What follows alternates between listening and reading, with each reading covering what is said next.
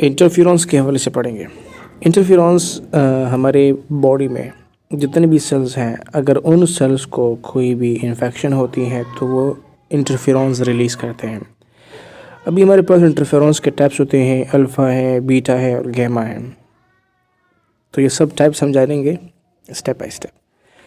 First of all ये जाने कि इंटरफेरेंस कब रिलीज़ होते हैं और ये क्या करते हैं।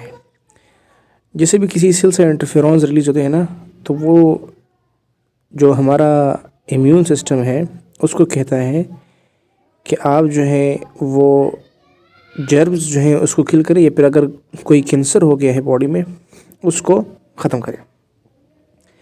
ये मैकेनिज़्म के थ्रू जो है आप अभी जान लेंगे किस तरह से होता है। कोई भी वायरस हो या फिर जर्म हो, अगर वो हमारे सेल को पहुंचता हो और सेल जो है जब उससे इन्फेक्ट हो जाता है तो फिर वो रिलीज़ करता है इंटरफेरेंस, मेनली अल्फ़ा और बीटा को। अल्फ़ा और बीटा इंटरफेरेंस जो है वो फर्स्ट स्टेप में रिलीज़ होते हैं, जो इन्फेक्टेड सेल्स हैं उनसे रिलीज़ होते हैं। और फिर जो है वो असल में एक वार्निंग सिग्नल जो है वो इम्यून सिस्टम को देता है कि भाई साहब इम्यून सिस्टम वेक अप, बेदार हो जाओ। और हमारा जो WBCs है उसको एक्टिवेट करता है कि आप जो है अभी आपका काम है कि आप इंटरफेरॉन गैमा रिलीज़ करो। अब ये इंटरफेरॉन गैमा जब रिलीज़ होते हैं, इनका काम है to fight against this virus और जर्म।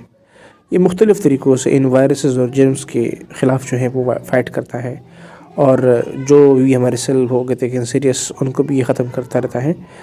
तो ये है मैकेनिज़्म के इंटरफेरॉन अल्फ़ा क्या है, बीटा क्या है और गैमा क्या है, आप जान चुके हैं।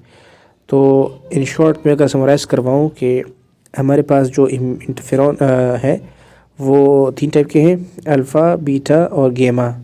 सही, गैमा ये रहा।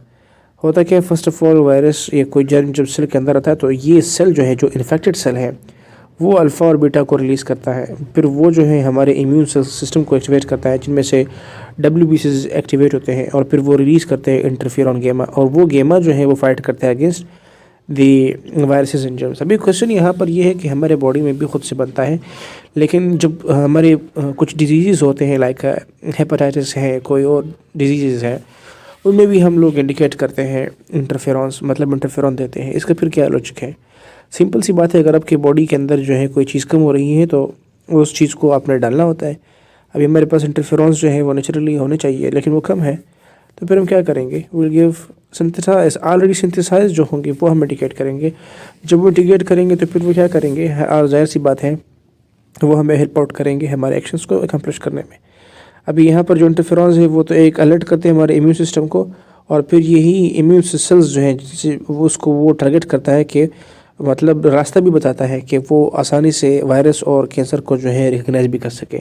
तो इंटरफेरेंस बहुत हेल्पफुल भी है। और रिमेंबर, जब इंटरफेरेंस की कंसंट्रेशन आपके बॉडी में बढ़ेगी तो ये आपको डैमेज भी कॉज कर सकता है। तो इन शॉर्ट, यूज़ करने के लिए आपने प्रिकॉशनरी मेजर्स को अपनाना होता है, and always consult your a health care professional. Okay, thank you for watching.